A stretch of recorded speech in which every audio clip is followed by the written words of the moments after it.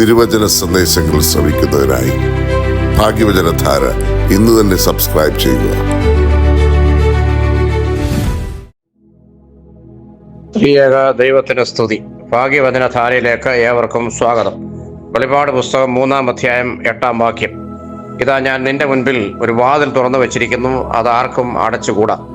വെളിപാട് പുസ്തകത്തിലെ ആദ്യ 3 അധ്യായങ്ങൾ ഏഷ്യ മൈനറിലെ 7 സഭകളുടെ നന്മതിന്മകൾ വിവച്ഛേദിച്ച് അവരുടെ പ്രവൃത്തികളെ വിശകലനം ചെയ്ത് നല്ല പ്രവൃത്തികൾക്ക് നല്ല പ്രതിഫലവും തിന്മ പ്രവർത്തിക്കുന്നവർക്ക് കടുത്ത ശിക്ഷയും പ്രഖ്യാപിക്കുന്ന ഉയർത്തെഴുന്നേറ്റ ക്രിസ്തുവിൻ്റെ ദൂതുകളാണ് രേഖപ്പെടുത്തിയിരിക്കുന്നത്.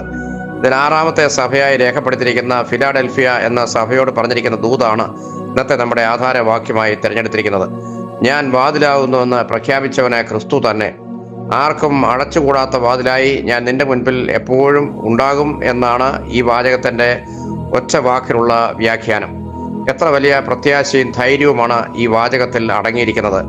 ജീവിതയാത്രയിൽ കടുത്ത നിരാശയുടെയോ സാമ്പത്തിക പ്രതിസന്ധിയുടെയോ മാറാരോഗങ്ങളുമായി മല്ലടിക്കുന്നതിന് ഉണ്ടാകുന്ന വേദനയുടെയോ ഉറ്റ സുഹൃത്തുക്കളുടെയും ബന്ധുക്കളുടെയും ഒക്കെ വഞ്ചനയിലും ചതിയിലും പെട്ട ഊരാക്കുടുക്കിൽ അകപ്പെടുമ്പോഴോ ഒക്കെ ആശ്വാസത്തിൻ്റെയും കരുതലിൻ്റെയും കരങ്ങൾ വിരിച്ചുകൊണ്ട് നമ്മുടെ മുമ്പിൽ തുറക്കപ്പെട്ട വാതിലായി നമ്മുടെ കർത്താവ് പ്രത്യക്ഷപ്പെടുന്ന ധൈര്യത്തിൻ്റെയും പ്രത്യാശയുടെയും വലിയ ശക്തിയാണ് ഈ വാചകം നമുക്ക് നൽകുന്നത്. ഈ പ്രത്യാശയ്ക്ക് കുറച്ചുകൂടെ മിഴിവ് നൽകുന്ന മറ്റൊരു വചനം യെശയ്യാ പ്രവചനം 22:22 നാം വായിക്കുന്നു. അവൻ തുറന്നാൽ ആരും അടയ്ക്കുകയില്ല, അവൻ അടച്ചാൽ ആരും തുറക്കുകയുമില്ല.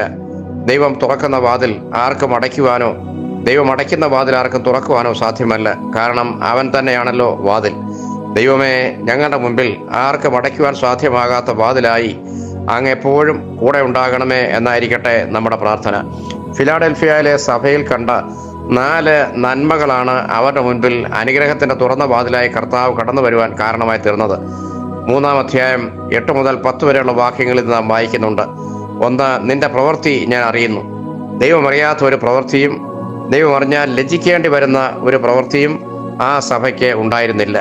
2, നീ എൻ്റെ വചനം കാത്തു, എൻ്റെ നാമം നിഷേധിച്ചില്ല. ദൈവവചനം പ്രമാണിച്ച് ദൈവനാമ മഹത്വത്തിനായി ജീവിക്കുന്ന സമൂഹമായിരുന്നു ഫിലാഡൽഫിയയിലെ സമൂഹം. 3, അവിശ്വാസികളോട് നീ കൂട്ടുചേർന്നിട്ടില്ല. അവിശ്വാസികളുമായി കൂട്ടുചേർന്ന് അനീതിയുടെയും അധർമ്മത്തിൻ്റെയും വഴിയിൽ നടക്കരുത് എന്ന് ആ സഭ നമ്മെ ഓർമ്മിപ്പിക്കുന്നു. 4, സഹിഷ്ണുതയെക്കുറിച്ചുള്ള എൻ്റെ വചനം നീ കാത്തു. പ്രതിസന്ധികളുടെയും വേദനയുടെയും മധ്യത്തിൽ വിളിച്ചവൻ വിശ്വസ്തനാണെന്നുള്ള ഉറച്ച ബോധ്യത്തിൽ നിരാശയില്ലാതെ അവയെ നേരിടുവാനുള്ള മനോധൈര്യം ഈ സഭയുടെ നന്മയായിരുന്നു. ഇപ്രകാരം നന്മകൾ നിറഞ്ഞ സമൂഹത്തിൻ്റെയും വ്യക്തികളുടെയും മുന്നിലേക്കാണ് അനുഗ്രഹത്തിൻ്റെ തുറക്കപ്പെട്ട വാതിലായി നമ്മുടെ കർത്താവ് കടന്നു വരുന്നത്. ഈ തുറക്കപ്പെട്ട വാതിൽ നമുക്ക് നൽകുന്ന പ്രധാനപ്പെട്ട 3 സന്ദേശങ്ങൾ ഇപ്പോൾ ഈ അവസരത്തിൽ സൂചിപ്പിക്കട്ടെ. 1, ഈ വാതിൽ അവസരങ്ങളുടെ വാതിലാണ്. എനിക്ക് അവസരങ്ങൾ ലഭിക്കുന്നില്ല, എൻ്റെ കഴിവുകൾക്കനുസരിച്ച് വളരുവാനും ഉയരുവാനും കഴിയുന്നില്ല എന്നൊക്കെ പരിതപിക്കുന്നവരുടെ മുൻപിൽ പ്രത്യാശയുടെ ധൈര്യമാണ് ഈ വാതിൽ നമുക്ക് നൽകുന്നത്. ഏതാനും മാസങ്ങൾക്ക് മുൻപ് മലയാള മനോരമ പത്രത്തിൽ വന്ന വാർത്ത ആരെയും അതിശയിപ്പിക്കുന്നതായിരുന്നു. ജന്മന 2 കൈകളുമില്ലാതെ പിറന്നു വീണ ജെസിക്ക കോക്സ് എന്ന ഫിലിപ്പൈൻസുകാരിയായ പെൺകുട്ടിക്ക് 25ാമത്തെ വയസ്സിൽ വിമാനം പറപ്പിക്കുവാനുള്ള ലൈസൻസ് കിട്ടിയിരിക്കുന്നു എന്നതായിരുന്നു ആ വാർത്ത. ആകാശത്ത് പറക്കുന്ന വിമാനം 2 കൈകളുമില്ലാതെ പിറന്ന പെൺകുട്ടിയെ കൊണ്ട് പറപ്പിക്കുവാൻ സ്വർഗത്തിലെ ദൈവം തീരുമാനിച്ചാൽ ആർക്കും അത് തടയുവാൻ കഴിയുകയില്ല, അതിനെ എതിർക്കുവാനും കഴിയുകയില്ല. അവളിൽ ആത്മവിശ്വാസം, ദൃഢനിശ്ചയം, നിരന്തരമായ പരിശ്രമം ഇതെല്ലാം ഉണ്ടായിരുന്നത് കൊണ്ടാണ് അവൾക്കത് സാധിച്ചത് എന്ന് നാം ഒരു പക്ഷേ പറഞ്ഞേക്കാം. എന്നാൽ ഇവയെല്ലാം അവളിൽ നിറച്ചവൻ സ്വർഗത്തിലെ ദൈവമാണ്. അസാധ്യമായി ഒന്നുമില്ലാത്തവൻ്റെ അനന്തമായ സാധ്യതകളുടെ വാതിൽ എല്ലാവരുടെയും മുൻപിൽ തുറന്നു വയ്ക്കുന്നവനാണ് നമ്മുടെ ദൈവം. വിഖ്യനായ മോശയും കാട്ടിൽ ആടിനെ തീറ്റി നടന്ന ദാവീദും കടലിൽ മീൻ പിടിച്ച് നടന്ന പത്രോസും യാക്കോബും യോഹന്നാനും എല്ലാം അതിൻ്റെ ഉദാഹരണങ്ങളാണല്ലോ. നമ്മുടെ സാധ്യതകളെ നാം കണ്ണു തുറന്ന് കണ്ടുപിടിച്ച് വിനിയോഗിക്കണം. അതാണ് നമ്മുടെ ദൗത്യം. 2, ഈ വാതിൽ വിശുദ്ധിയിലേക്ക് തുറക്കപ്പെടുന്ന വാതിലാണ്. എയർപോർട്ടിലും റെയിൽവേ സ്റ്റേഷനിലും ഒക്കെ നാം ചെല്ലുമ്പോൾ ചില പ്രത്യേക ഡിറ്റക്ടറുകൾ ഘടിപ്പിച്ച വാതിലുകൾ കാണാറുണ്ടല്ലോ. അതിനപ്പുറത്തേക്ക് കൊണ്ടുപോകുവാൻ അനുവാദമില്ലാത്ത എന്തെങ്കിലും നമ്മുടെ കൈവശമുണ്ടെങ്കിൽ ആ വാതിൽ ഉയരുന്ന ബീപ്പ് ശബ്ദത്തിലൂടെ നാം പിടിക്കപ്പെടും. ഉദ്യോഗസ്ഥരുടെ പരിശോധനയിൽ ഉപേക്ഷിക്കപ്പെടേണ്ട വസ്തുക്കളെല്ലാം ഉപേക്ഷിച്ച ശേഷം മാത്രമേ നമ്മെ കടത്തി വിടുകയുള്ളല്ലോ. ഇതുപോലെ കർത്താവ് തുറക്കുന്ന വാതിലിലൂടെ പ്രവേശിക്കുമ്പോൾ നമ്മിൽ ഉപേക്ഷിക്കപ്പെടേണ്ടതായ അനേക സംഗതികൾ കണ്ടേക്കാം. അതെല്ലാം ഓരോന്നോരോന്നായി കണ്ടുപിടിച്ച് ഉപേക്ഷിച്ച് സ്വയം വിശുദ്ധിയുടെ അനുഭവത്തിലേക്ക് കടന്നു വരുമ്പോൾ ആണ് നമുക്ക് ഈ വാതിലിലൂടെ ഉള്ളിലേക്ക് പ്രവേശിക്കുവാൻ സാധിക്കുന്നത്.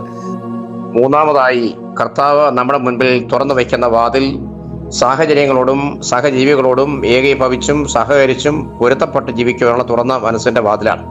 സാമൂഹിക ജീവിയാകുന്ന മനുഷ്യൻ അവന് ലഭിക്കുന്ന സാഹചര്യങ്ങളോടും അവന് ഇടപെടേണ്ടി വരുന്ന വ്യക്തികളോടും വെറുവെറുപ്പ് കൂടാതെ ഒന്നായി ചേർന്ന് സഹകരിക്കുവാനും പാരസ്പര്യത്തിന്റെ സൗഹൃദവും മനോഹാരിതയും ആവോളം ആസ്വദിക്കുവാനും കഴിയണം.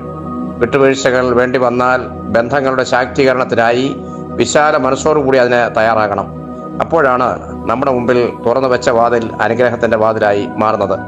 നേരിടേണ്ടി വരുന്ന സാഹചര്യങ്ങളുമായോ വിഷയങ്ങളുമായോ പ്രശ്നങ്ങളുമായോ വ്യക്തികളുമായോ പൊരുത്തപ്പെട്ടു പോകുവാൻ തയ്യാറാകാതെ വരുമ്പോഴാണ് നാം കുടുംബത്തിലും സമൂഹത്തിലും പിന്തിരിപ്പന്മാരായി പ്രശ്നകാരികളായി മാറുന്നത്.